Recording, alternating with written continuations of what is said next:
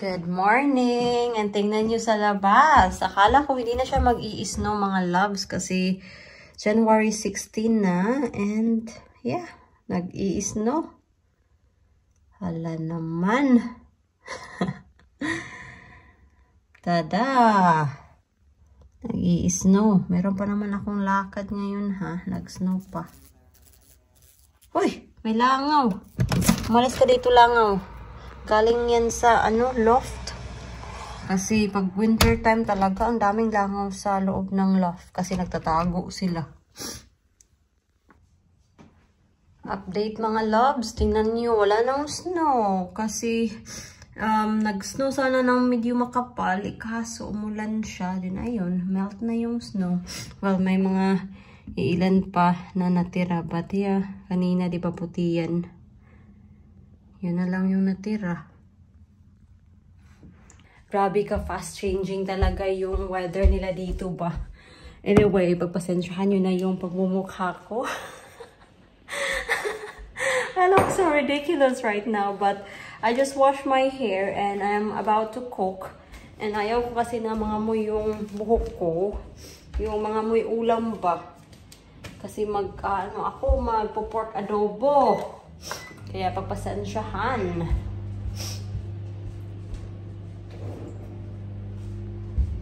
Kasi meron kasi akong duty tomorrow and baka sabihin ng mga tao dyan na wala akong ligo. Naliligo naman din ako. Every now and then. Dahil naliligo ako. Inaamin ko talaga, pag wala akong duty, naliligo talaga ako every other day. Pero pag may duty ako, mas frequent talaga ako maligo. Mga 5 days a week siguro ako naliligo.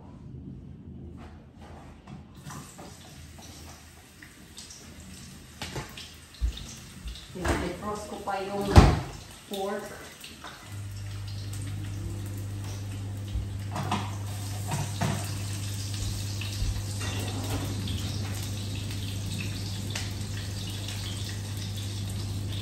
Kailangan nang itanong ko sa clinical lead kung ano yung shift ko next week kasi wala pa akong shift for next week.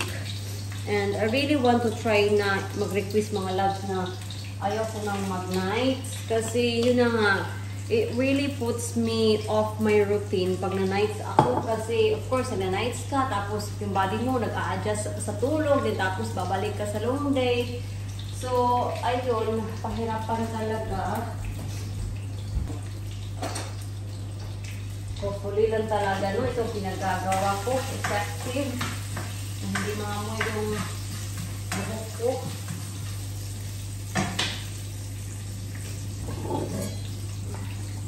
Anyway, hihiwain ko lang yung pork. Okay?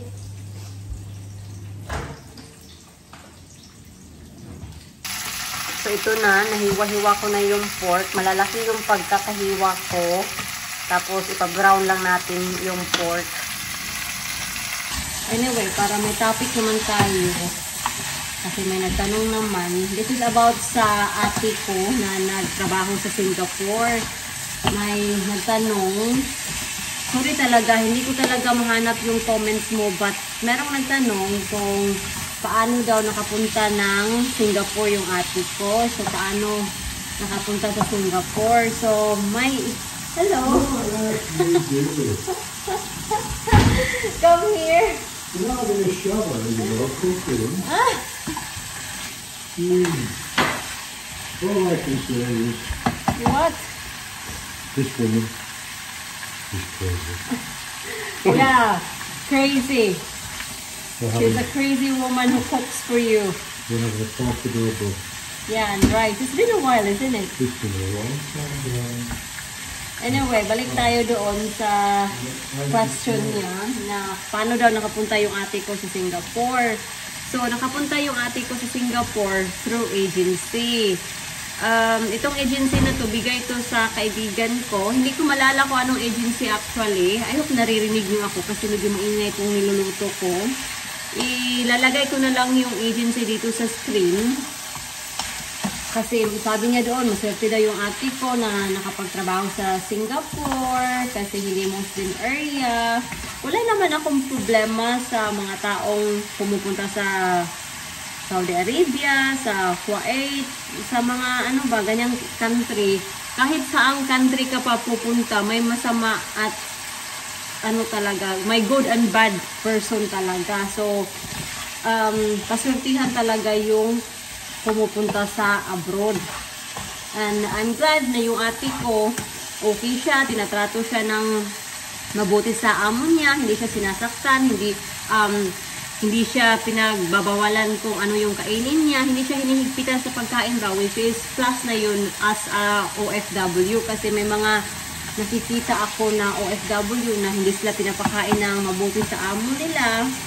So ayun, happy ako sa sister ko na mabait yung amo niya.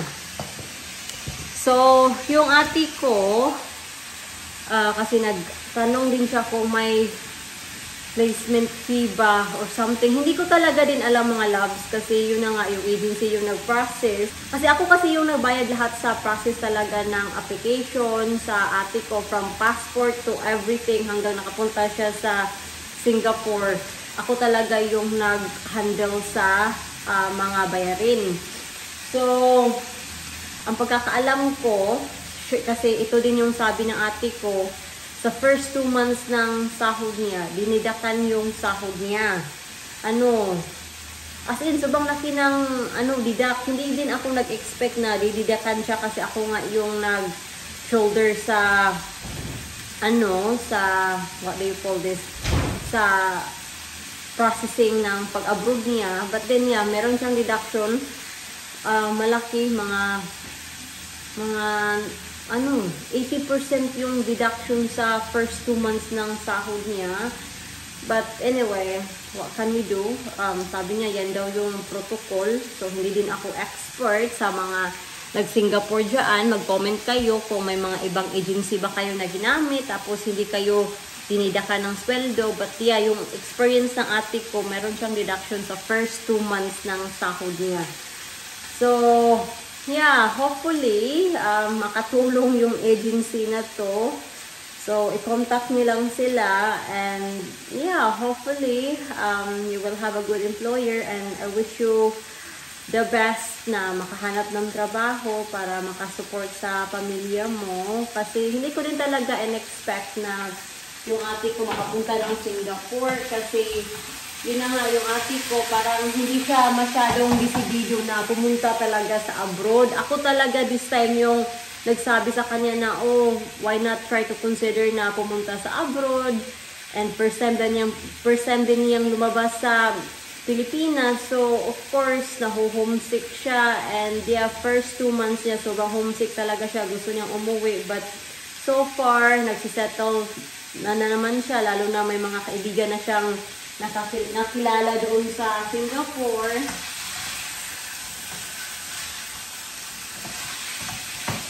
Kaya nga, sabi ko sa kanila, hindi biro talaga mag-abroad. Kaya hindi ko talaga sila in-encourage talaga as much as possible na mag-abroad. Kasi alam ko sa sarili ko, hindi madali. Kasi ang kalaban mo is homesickness, pagod ka, tapos yung mga problema sa Pilipinas, ikaw lahat. Kaya, ayun. Ang daming pagsubok. So, yung waiting time ng ate ko, 2 months lang siya sa Manila. Nakahanap siya agad ng employer niya. So, yun. I don't know kung matagal ba yan or mabilis. Share niyo yung experience niyo nung nag-abroad kayo para malaman ko. Yes, I'm thinking. What are you thinking? The horrible weather out there. I know. I thought you were thinking hard to see if you still want your wife. I'll let you know if I do. What did you say? You say for at least another 30 years, but you need to stop wearing that hat. That hat would cause separation. could cause separation daw. In the bed. Really? Okay. I'll be back. Okay, you'll be back. Kasi ayaw ko lang talaga mga moy. I don't want my hair to be smelly. Kasi ano talaga, yung amoy ulam ba? Kasi nakakahiya pag may duty ka, tapos of course you are handling with patient. Of course, hindi naman sa nagpapabango ka, but of course you still need to smell good para walang masabi sa iyo. Yan na yung pork natin. Yan. So, pagpasensyahan nyo na ito mga loves kasi this is not the right lid para dito sa frying pan na yan. Kasi wala kasi yung takip. And then yung kanin natin is luto na din. Yan. So, kain na muna kami ha. Update nga pala. I'm so sorry. I still look like this. But, yan, nag-work yung shower cup mga loves. Hindi na nga mo yung buhok ko. Oh, ganito talaga yung buhok ko. Kulot at buhaghag. But yeah, a good technique. Para hindi na nga mo yung buhok niyo pag nagluluto kayo. Anyway, mag-i-edit lang ako. And yeah, para may ma-upload tayo tomorrow. Hello! Good morning! It's another day. Pasensya niyo na sobrang dilim po. Kasi ano pa lang dito, 6:35.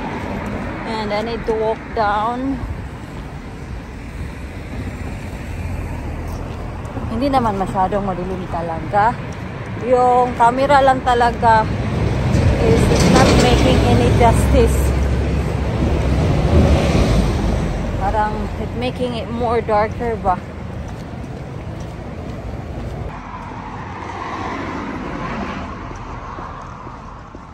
May mga street lamps naman dito, oh. Kaya hindi masyadong madilim.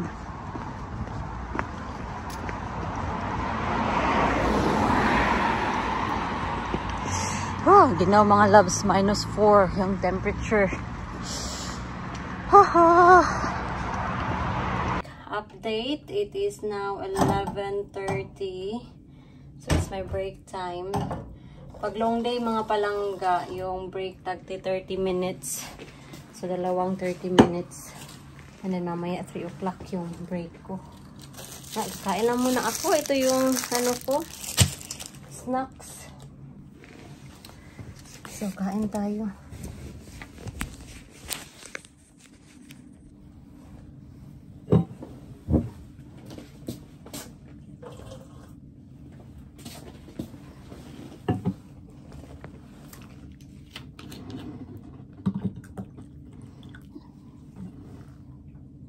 Nalagyan ko ng tubig para hindi masyado mainit. I'm ready for a good coffee.